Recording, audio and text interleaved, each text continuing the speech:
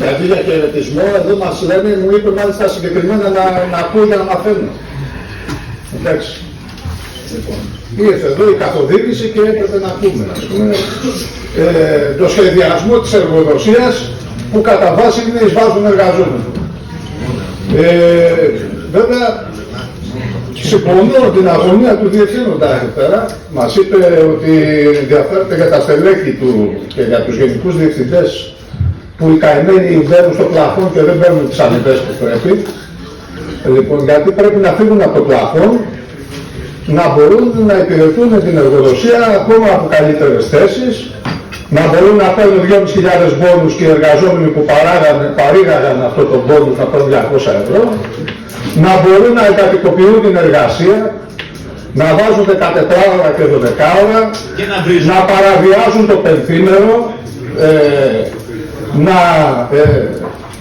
εκτός από το πενθήμερο να βάζουν τους εργάτες να σπάνε τον αμίαντο με κίνδυνο της ζωής τους και τώρα και στο μέλλον, γιατί τα ζητήματα του αμιάντου μπορεί να έχουν αποτελέσματα, να παράγουν αποτελέσματα και 25 χρόνια μετά, καρκίνος του μεσοπληώματος και μια σειρά άλλα ζητήματα.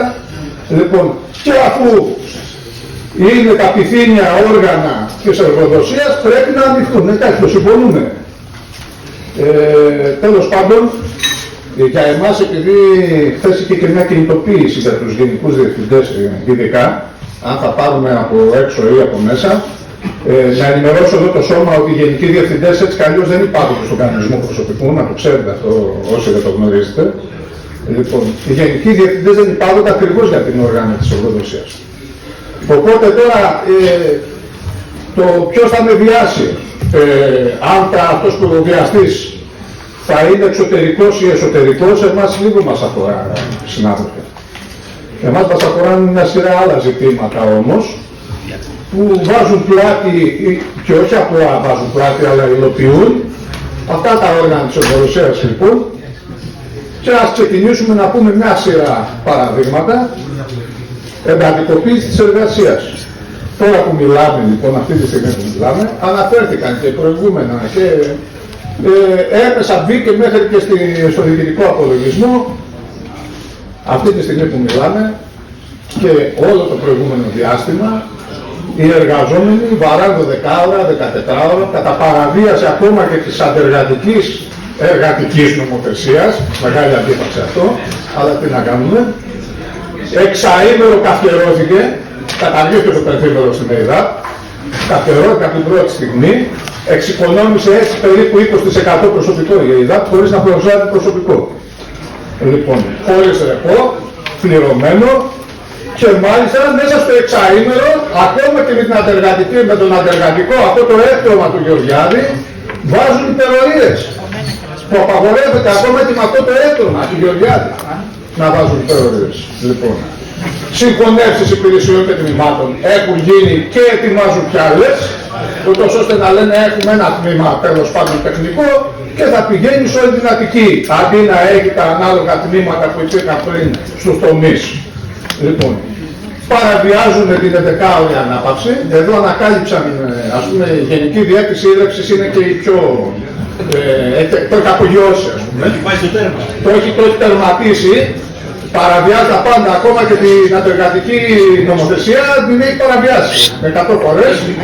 Έφτασε να φέρνουν οι εργαζόμενοι στις 3 και να τους καλεί στις 10 το βράδυ για υπερορία. 10 με 12 λέει ότι έχουν υπερορία. Και στις 7 το πρωί ξαναπηγαίνουν δουλειά οι εργαζόμενοι. Για τέτοια κατάσταση συζητάμε. Και είναι και αθυρόστατο. Είναι η Γενική Διεύθυνση που έχει δώσει εντολή στους προϊσταμένους οι εργαζόμενοι εργάτες να σπάνε τον αμίαντο μέσα στα χαρτάκια. Κινδυνεύοντας οι άνθρωποι να πεθάνουν. Είναι η Γενική Διεύθυνση αυτή, όχι ότι είναι καλύτερες οι άλλες, αλλά εδώ πέρα αυτή πρέπει να την καταγγείλουμε, γιατί ήρθε η επιθεώρηση εργασίας, ύστερα από την ερώτηση που έγινε στη Βουλή για τον αμίαντο από το ΚΚΕ, ήρθε η επιθεώρηση να ελέγξει κατά πόσο ευσταθούν και προσπάθησε να αποπροσανατολίσει, προσπάθησε να κοροϊδέσει, πήγε να πει ότι όλα αυτά είναι φαντασιώσεις κτλ. Για την υγεία και την ασφάλεια, να μην το πούμε, όλα αυτά καταλαβαίνετε ότι επιβαρύνουν την υγεία των εργαζόμενων, την ασφάλειά τους και κοιτάξτε τώρα να δείτε, όταν εντατικοποιείται τώρα τόσο η εργασία, οι εργαζόμενοι δεν μπορούν να πάρουν ούτε τα τυπικά μέτρα ασφαλείας και προστασίας για να μπορέσουν να βγουν οι δουλειές. Λοιπόν, μάλιστα εδώ άκουσα, δεν ξέρω θα με επιβεβαιώσουν ή θα με διαψεύσουν, νομίζω δεν θα με διαψεύσουν, ότι ένα σωματείο είπε ότι για να πετύχουμε λέει την κάτα θα πρέπει να παίρνουμε τα μέτρα ασφαλείας και να βγει μια δουλειά. Δηλαδή τόσα χρόνια λέγανε τους εργαζόμενους να μην τα παίρνουν τα μέτρα ασφαλείας. Λέγανε δηλαδή στους εργαζόμενους να βάλουμε πλάτη να βγει δουλειά. Ωραία σωματεία είναι αυτά. Και φαίνεται να είναι προοδευτικά και μας φωνάζουν για την υγεία τιμολόγησης. Λοιπόν, παρεπιπτόντως, επίσης βάλανε το προηγούμενο διάστημα, βάλανε εργαζόμενους στις σύντρεψεις χωρίς εμβολιασμούς, χωρίς τίποτα, μέσα στο θριάσιο. Να μένουν σε εκείνο το χώρο εργασίας, μέσα στους βιολογικούς καθαρισμούς. Στελέχη μάλιστα από αυτές τις παρατάξεις που μας καλούν τα δικιά, τις δύο παρατάξεις, θα πω και τα ονόματα, τη Συμμαχία και το ΣΕΤΕΣ. Ο ένας είναι προϊστάμενος του ΣΕΤΕΣ, έχει φάει καταγγελίες και έχει τιμωρηθεί, είδαμε χιλιάδες ευρώ από την επιθεώρηση για αυτά τα ζητήματα και αποκατέστησε στους εργαζόμενους. Και το στέλεχος της Συμμαχίας που ήταν στον βιολογικό καθαρισμό προσπάθησε να παραπλανήσει την επιθεώρηση. Όταν ζήτησε τα δελτία καταλληλότητας, πήγε να φέρει τα δελτία καταλληλότητας από τους εργάτες της αποκέντευσης και όχι από αυτούς. Λοιπόν, για τέτοια κατάσταση συζητάμε. Λοιπόν, τώρα... Πώς το αναφέρουμε σε όλους. Εκλεγμένος. Πρέπει να αναφέρω το όνομα. Ξέρει πολύ καλά ποιος είναι. Λάσπη ρίχνετε εσείς. Το ξέρεις πολύ καλά. Όποιος τέλεχος της Συμμαχίας είναι εκλεγμένος στο διάσιο. Λοιπόν, βλέπω ότι αποφεύγω να λέω ονόματα γιατί δεν υπάρχει λόγος. Από εκεί και πέρα, για τη συλλογική σύμβαση. Ακούστε και πόσο καλή συλλογική σύμβαση έχουμε. Λοιπόν, εμείς δεν μηδενίζουμε. Έχει πραγματικά, ήταν μια συλλογική σύμβαση που έδωσε πράγματα, αλλά μπήκαν μέσα και διατάξεις που δεν θα έπρεπε να μπουν. Αλλά το κυριότερο για τη συλλογική σύμβαση και γενικώς για τις συλλογικές συμβάσεις είναι να εφαρμόζονται κιόλας. Το θέμα μας δεν είναι μόνο να υπογράφονται, είναι να εφαρμόζονται. Εδώ έχουμε λοιπόν τη διάταξη που συζητάμε για τα 30-32 χρόνια που δεν εφαρμόζεται. Έχουμε το ζήτημα παράδειγμα των κατασκηνώσεων που παραβιάζεται επανειλημμένα. Έχουμε το ζήτημα των ξένων γλωσσών που πρέπει οι εργαζόμενοι να μπορούν να πάνε μέχρι 2 ξένες γλώσσες. Δεν έχει καταργηθεί αυτό και δεν το εφαρμόζει. Είδατε μια σειρά άλλα μικρότερα και μεγαλύτερα ζητήματα. Θέλουμε λοιπόν πιστή εφαρμογή τουλάχιστον των όρων των συλλογικών συμβάσεων που οι εργαζόμενοι αποκτούν δικαιώματα μέσα από την εργασία τους. Να εφαρμόζονται. Ερχόμαστε στους σοβαρούς. Όχι ότι τα άλλα δεν είναι, αλλά εδώ μιλάμε τώρα για ανατροπή των πάντων εφόσον συμβεί και δεν άκουσα κανέναν. Εμείς έχουμε βγάλει μια ανακοίνωση το καλοκαίρι και το επαναλάβαμε στη διακήρυξη των εκλογών του Συλλόγου Προσωπικού. Υπάρχει ένα κείμενο, η πρόταση της διοίκησης τη γνωρίζουμε και από το 2021 για αλλαγή του κανονισμού προσωπικού. Λοιπόν, κανέναν δεν ακούω να συζητάει αυτό το ζήτημα. Σε αυτή την πρόθεση που φαίνεται ότι υπάρχει γνώση, κανένας δεν είπε κουβέντα, εκτός από την ΕΣ. Σε αυτή τα κυριότερα ζητήματα που θίγονται, είναι τα ζητήματα μισθών, δηλαδή υπάρχει ένα άρθρο που λέει τους μισθούς τους καθορίζει η μισθολογική πολιτική του Διοικητικού Συμβουλίου. Όχι κύριοι, τους καθορίζουν οι συλλογικές συμβάσεις μας και όχι η μισθολογική πολιτική, γιατί αυτό είναι το ερκόπορτα που ανοίγει άλλα. Απελευθερώνει τις απολύσεις μέχρι σήμερα που μιλάμε και τον κανονισμό που έχουμε, μπορεί να απολυθεί εργαζόμενος μόνο για πειθαρχικούς λόγους. Σε αυτό φαίνεται ότι θα απολύεται σαν να είναι εργαζόμενος σαν περίπτωρο. Σε μια καφετέρια. Μονομερός από την εργοδοσία. Μανώλη, 2 λεπτά έχεις ακόμα. Όχι, το λεπτάκι. Εντάξει, συνάδελφε. Είναι απόφαση του Προεδρείου αυτή που τη λέει, συνάδελφε. Είναι απόφαση του Προεδρείου. Ας το κλείσουμε εμείς. 15 λεπτά είμαστε. Το λύνουμε εμείς. Ας το βάλετε. Λοιπόν, νέα πειθαρχική διαδικασία. Αυτή τη στιγμή που μιλάμε υπάρχουν συγκεκριμένα ζητήματα που μπορείς να διωχθείς πειθαρχικά. Στο νέο κανονισμό που έχουν έτοιμο, διώκεσαι πειθαρχικά και γιατί έδειξες και δεν άρεσε στον προϊστάμενο. Για τα πάντα. Λοιπόν, με αυστηρότερες ποινές και τα λοιπά.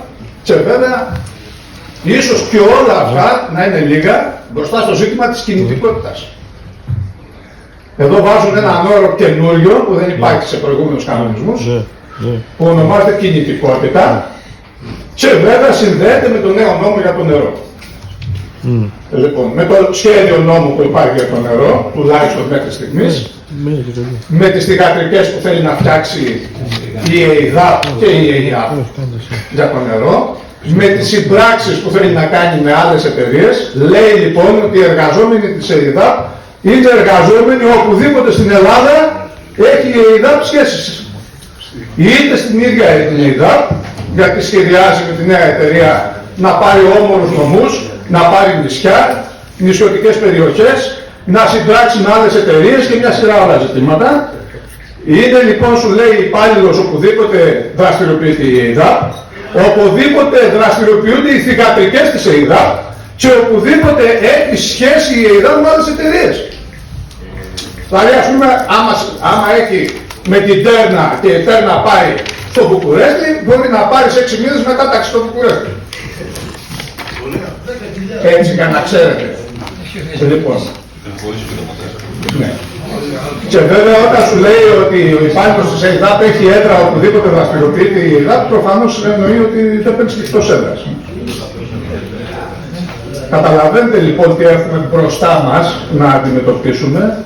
Και εδώ τώρα συζητάμε πράγματα που δεν ξέρω τώρα, γιατί αν οι γενικοί διευθυντές θα έρχονται από το δημόσιο ή από τον ιδιωτικό τομέα. Λοιπόν, τώρα για το νέο νόμο για το νερό που ακούστηκαν τόσα ωραία από το διευθύνοντα, με 3 παρατηρήσεις.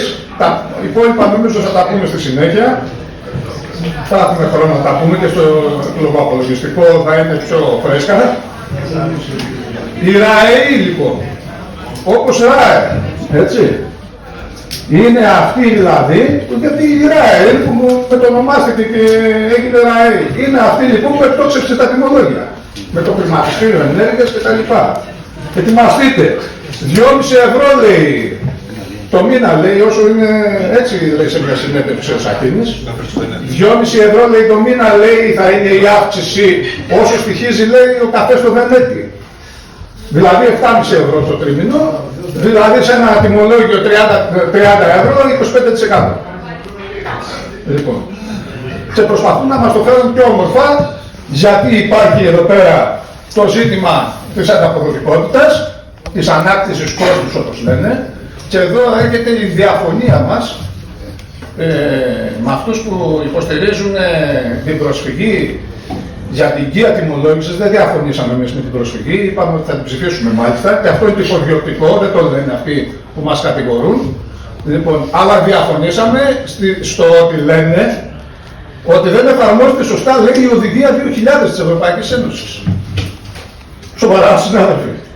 Αυτή λέει που δεν εμπορευματοποιεί το νερό. Αμα αυτή είναι η οδηγία που εμπορευματοποιεί το νερό. Αυτή μιλάει για την ανάκτηση κόστους.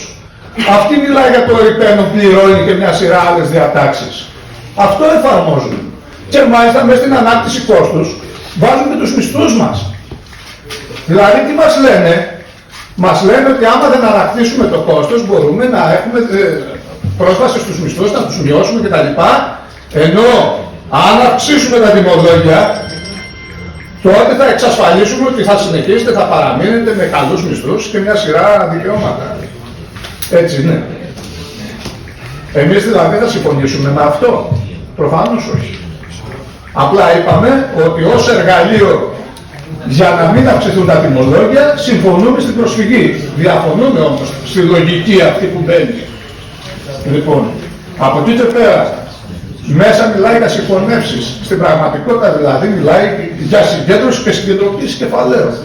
Είναι αυτά που χρειάζεται το κεφάλαιο. Εντάξει, να σου πω συνάδελφο. Αν είναι τα στελέχη των άλλων παρατάξεων, να μιλήσουν. Ναι, λέω, να μιλήσουν. Μάνο. Με 100 διαφορετικές ιδιότητες, ας πούμε, και η παράταξή μας όταν έρχεται η ώρα να έχει περιορισμό χρόνου. Μάνο, εντάξει. Νομίζω ότι ενδιαφέρον. Ενημέρωση, δεν σε ενημέρωση, να ξέρεις που βρίσκεις. Ευχαριστώ για την ενημέρωση. Παρακαλώ. Πάμε. Γιατί σε σένα δεν είχαμε ενημέρωση. Σαρτηθήκαμε, δεν σε ενημερώναμε. Θα το πω που Η έγινε. ταινία του κανόνα. Όταν δεν βγαίνουμε, λέμε γιατί δεν βγαίνουμε. Όταν δεν βγαίνουμε, γιατί δεν βγαίνουμε. Πάμε λοιπόν. Εντάξει τώρα να συνεχίσουμε να μην τρώμε τον χρόνο τουλάχιστον. Πάμε λοιπόν για τη συγκέντρωση και συγκεντροποίηση κεφαλαίου. Αυτά ευνοούν το μεγάλο κεφάλαιο και γι' αυτό γίνεται ο νόμος. Δεν γίνεται υπέρ της ΕΙΔΑΠ λοιπόν. Και επίσης μπαίνουν τα ζητήματα της θυγατρικής της ΕΙΔΑΠ. Σας είπα και παραπάνω πώς συνδέεται με τον κανονισμό προσωπικού. Θέλει να μας κάνει ταξιδιώτες, ας πούμε, σε όλη την Ελλάδα, ίσως και στα Βαλκάνια, και ποιος ξέρει μπορεί να πάμε και σε καμιά άλλη ήπειρο. Μπορεί να πρέπει να νιώσουμε και τυχεροί. Τώρα εμείς λέμε, μιλάμε για μαζικές προσλήψεις προσωπικού με κριτήριο τις τεράστιες ελλείψεις. Την κάλυψη των αποχωρήσεων, συνταξιοδοτήσεων και το κυριότερο, τις αυξημένες ανάγκες του λαού της Αττικής. Αυτό είναι το κριτήριο μας. Μιλάμε για μονιμοποίηση όλων των σχέσεων εργασίας στην ΕΙΔΑΠ. Και μετά από αυτό, όλων των σχέσεων. Να μην υπάρχουν 100 διαφορετικές ελαστικές σχέσεις εργασίας στην ΕΙΔΑΠ. Και μετά από αυτό βέβαια, κανένας εργολάβος δουλέμπορος στην ΕΙΔΑΠ. Γιατί δουλέμποροι είναι, δουλεμπορικά είναι αυτά. Όσον αφορά τις διεκδικήσεις που Σας βλέπουμε.